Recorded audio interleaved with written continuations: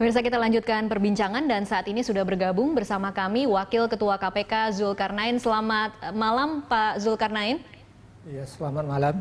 Iya, Pak Zulkarnain, pasca kasus Budi Gunawan, kemudian pimpinan definitif KPK diberhentikan dan kemudian ada pimpinan PLT dan kemudian KPK menghadapi beberapa pra-peradilan di Pengadilan Negeri Jakarta Selatan. Bagaimana sebenarnya kondisi internal KPK saat ini? Kondisi internal sejak ada PLT KPK, berarti kami kepimpinan KPK kan sudah 5 orang. Jadi dengan kekuatan 5 orang, kami dalam melaksanakan tugas dan fungsi yang sudah memang direncanakan, rencana kerja tahunan 2015 sudah mulai kita laksanakan. Malah sudah artinya semua sudah artinya bergerak sesuai dengan fungsi masing-masing di unit-unit kerja yang ada. Beberapa waktu yang lalu sempat ada aksi protes terhadap PLT pimpinan KPK di depan gedung KPK. Saat ini masih ada tidak sih sebenarnya Pak ketegangan seperti itu terhadap PLT pimpinan saat ini? Iya, tentu kalau yang lalu itu dengan transisi penyesuaian tentu ada. Cuma artinya dengan berjalannya waktu tentu semua pimpinan seperti Pak Ruki dan Pak Johan kan juga sudah mengetahui suasana di internal, dan tentu kita melakukan dialog dan meyakinkan bagaimanapun program kerja 2015 yang sudah kita susun ini adalah pekerjaan daripada lembaga publik yang dianggarkan dengan anggaran negara, ini kan harus kita lanjutkan. Oke, kalau boleh tahu gambarannya secara umum program kerja 2015 apa kira-kira yang penting atau yang sangat mendesak untuk KPK capai sebagai target hingga Desember pergantian pimpinan, Pak Zulkarnain? Untuk diketahui bahwa KPK itu memberantas korupsi dalam arti yang luas, mencegah dan memberantas. Jadi core bisnis di KPK itu adalah melakukan pencegahan, kemudian melakukan penindakan. Oke, kalau kita belah kemudian untuk pencegahannya terlebih dahulu, apa kira-kira yang menjadi poin-poin besarnya? Baik di dalam pencegahan maupun di dalam hal penindakan, ini kita kan sudah punya roadmap. Roadmap Renstra yang jangka menengahnya 4 tahun, kemudian rencana kerjanya untuk 2015, itu semua inline. Itu kan juga diberikan anggaran yang berbasis kinerja. Jadi kinerjanya jelas, baik di pencegahan maupun di penindakan, jelas terukur semua dengan anggaran yang jelas, dengan unit yang mengerjakan jelas dan terukur. Itulah yang kita lanjutkan untuk menyelesaikan program kerja 2015 ini. Oke, kalau untuk penindakannya Pak Zulkarnain, kira-kira kasus-kasus apa saja yang KPK yakini akan bisa diselesaikan sampai akhir 2015? Kalau cerita penindakan itu kan ada di penyelidikan, ada di penyidikan, ada di penuntutan, ada di eksekusi. Itu kan semua berjalan semua. Kemudian dalam rencana kerja itu ditentukan dengan anggaran yang tersedia setiap tahun itu kan kira-kira ada target-target yang diperkirakan sesuai dengan kegiatan-kegiatan kita juga sebelumnya. Biasanya ada peningkatan-peningkatan. Tentu ini dikaitkan dengan kegiatan yang sudah ada, tentu ada penyelidikan yang juga sudah matang dilakukan, ada penyidikan yang sudah matang, juga penuntutan, juga eksekusi. Tapi kami konsentrasi karena terbatas periode kepemimpinan di yang ketiga ini tinggal lebih kurang 8 bulan lagi, itu untuk memprioritaskan, mempercepat penanganan perkara yang sudah relatif agak lama. Secara ini kami konsentrasi yang sudah lebih 6 bulan itu segera dipercepat penyelesaian. Itu sudah artinya ekspos dengan para penyidik yang menangani perkara itu untuk mengetahui perkembangannya, kemudian minta untuk dipercepat penyelesaian perkara tersebut. Oke, Pak Zulkarnain, saya akan ajak Pak Bambang untuk ikut bergabung dalam diskusi ini. Ini menjawab sedikit pertanyaan Pak Bambang tadi, apakah sudah ada rencana hingga 2015 apa yang akan dilakukan KPK? Cukup menjawab tidak sih Pak Bambang? Mungkin sudah di-plotting dalam konteks program-program ataupun sasarannya, tetapi kejelasan dalam konteks dinamika pembangunan. Misalnya, sekarang pemerintah ini masalah maritim menjadi utama. Iya. Nah, apakah itu sudah masuk dalam program-program yang lalu atau belum? Kalau belum, apa nanti di dalam langkah selanjutnya? Kemudian masalah-masalah yang berkaitan dengan masalah sumber daya alam. Bagaimana? Masalah berkaitan dengan birokrasi pemerintahan. Birokrasi yang mana yang akan menjadi sasaran, yang menjadi utama? Karena kalau ini tidak sinkron dengan jalannya dinamika pembangunan, tentu nanti hasilnya juga ya optimalisasinya itu sampai sekarang ini belum terasa sebetulnya. Buktinya masih ada yang mau korupsi juga ya, yang lagi berani korupsi, termasuk pencegahan. Nah, maksud saya itu dalam kerangka lebih besar sehingga pergantian dari pimpinan atau komisioner KPK itu tidak mengubah daripada sasaran strategik yang sudah ditetapkan. Gitu. Oke, Pak Zulkarnain, ada tidak sih sinergi dengan rencana pembangunan yang ditetapkan oleh pemerintah, kemudian dimasukkan ke dalam rencana atau roadmap kerjanya KPK? Oh, jelas sekali. Makanya kita di dalam buat roadmap, Renstra itu kan dikoordinasikan dengan Bappenas itu. Kemudian juga dengan Kementerian Keuangan. Jadi apa yang kita susun itu sudah dikoordinasikan dengan Bappenas. Ya, jadi tidak hanya KPK ya semata-mata dalam menyusun demikian.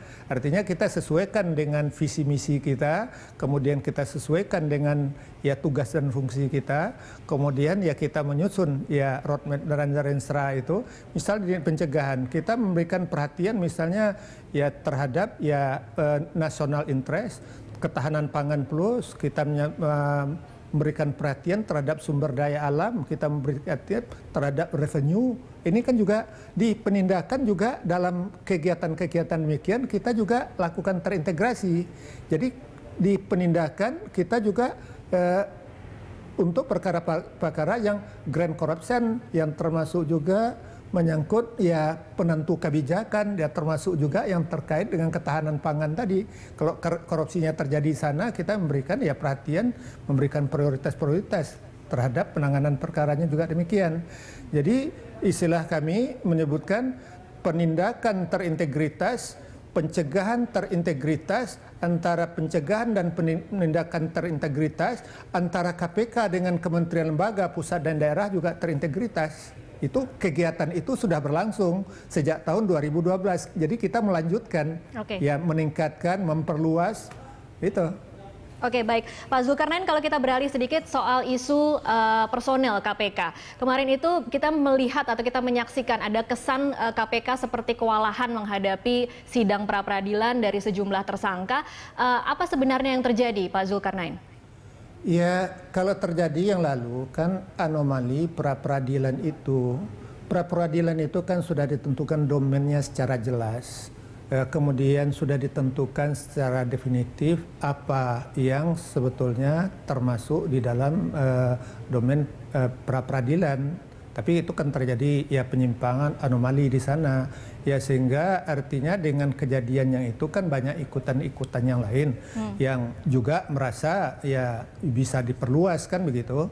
Yang sudah ditentukan undang-undang definitif ya bisa diperluas. Ya, tapi ya kita bersyukur dengan perkembangan ya belakangan artinya kembali normal. Kita berharapkan ke depan kan begitu.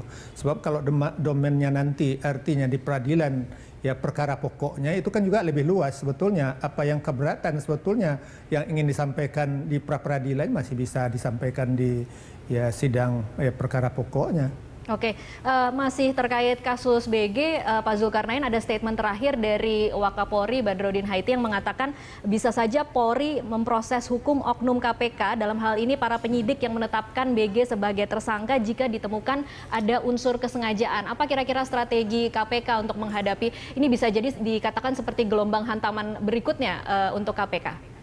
Ya, saya artinya tidak komentar soal itulah. Yang penting artinya semua kita, apalagi kita penegak hukum tentu dalam domainnya masing-masing ya, sehingga proses dan substansi hukumnya tentu kita letakkan pada koridor yang pas, itu sajalah barangkali.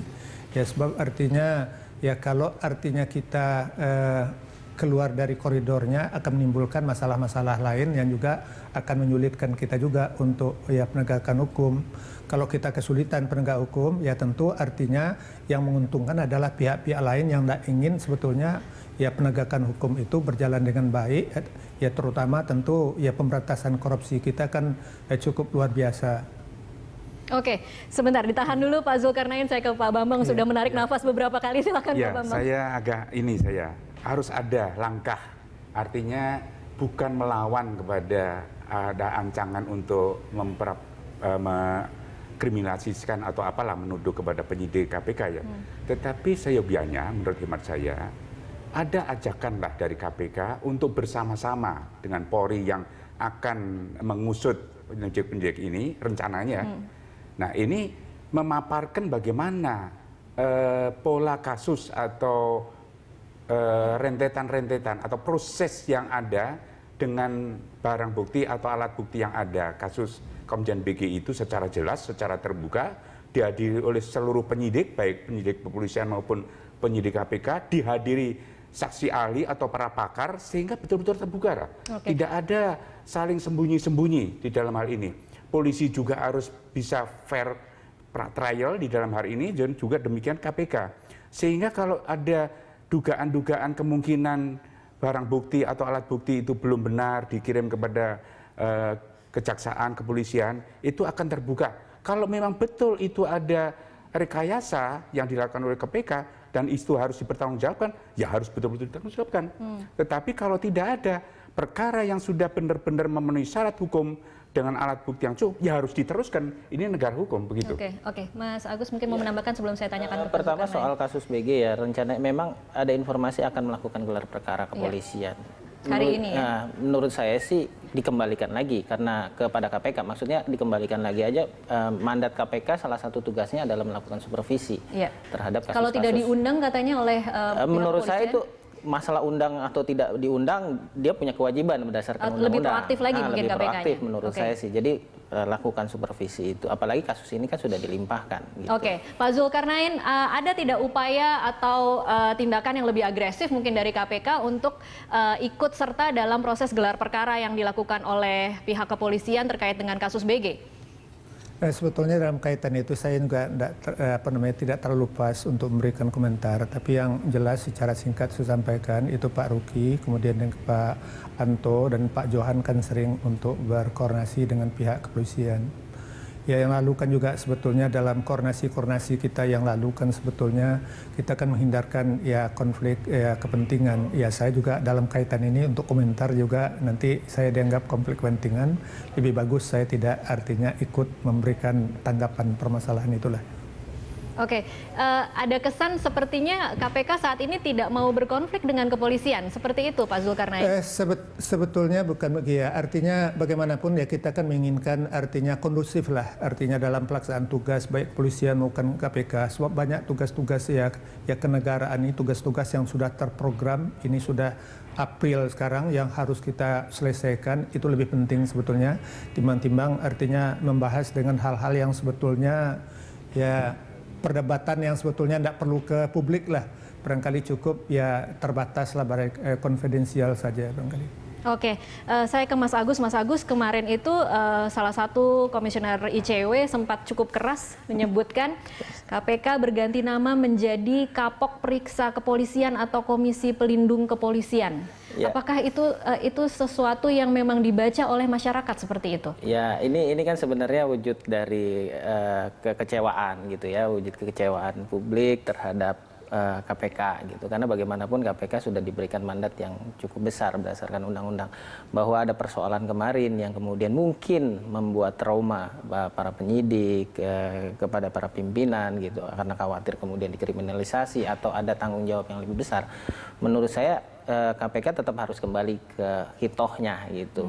Ingat bahwa KPK itu tidak hanya akan memberantas korupsi yang melibatkan penyelenggara negara, tapi juga melibatkan aparat penegak hukum. Itu adalah mandat utama dari KPK gitu.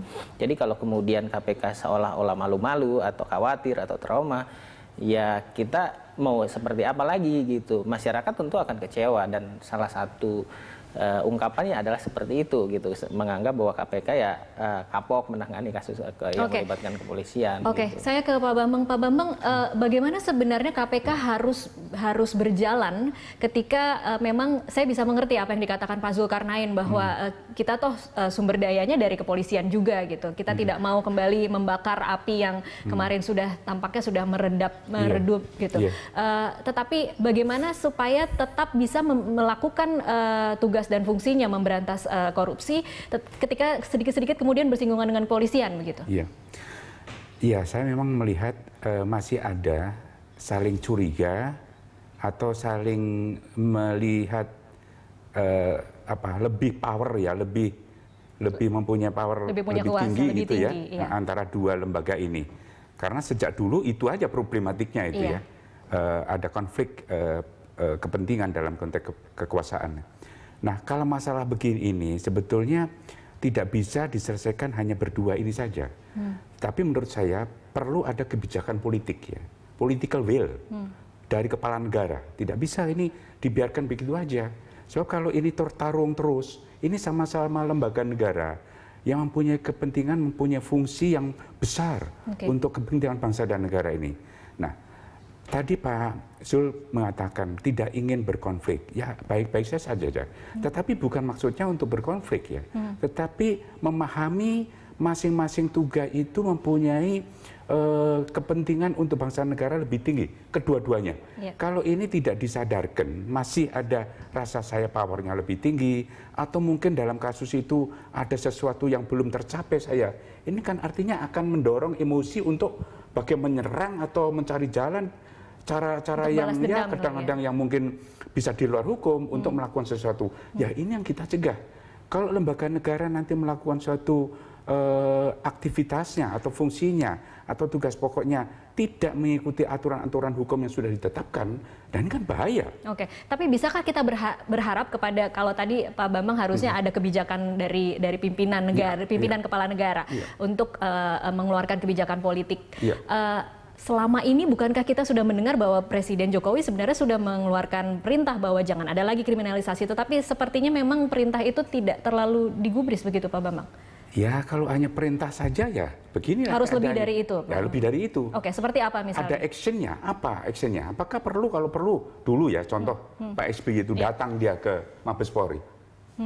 Kemudian juga apa salahnya sih datang ke KPK sebagai kepala negara untuk memberi perkuatan. Bukan itu seperti terlihat memihak salah satu yang nah ini kalau dengan hati nurani yang bersih untuk benar-benar lembaga itu supaya berperan secara fungsinya, maka kedatangan itu tentu tidak diembel-embeli perasaan curiga nanti wah saya ikut campur dalam masalah hukum atau segala macam. Tapi hati nurani atau niatnya itu benar-benar untuk membangun kembali lembaga ini supaya berfungsi secara optimal sesuai dengan tugas pokok masing-masing. Tapi kalau ini hanya statement-statement pernyataan menurut saya ya orang bisa menafsirkan wah ini sudah pokoknya sudah ngomong ya sudah cukup. Padahal keadaannya nyatanya masih ya ada sedikit konflik lah, sedikit perbedaan kepentingan. Nah ini secara tajam harus ditangkap hati nurani dari seorang pimpinan negara ini sehingga ada realitasnya apa yang akan dilakukan. Oke, baik kita tahan dulu, nanti kita lanjutkan di segmen selanjutnya. Pemirsa tetaplah bersama kami.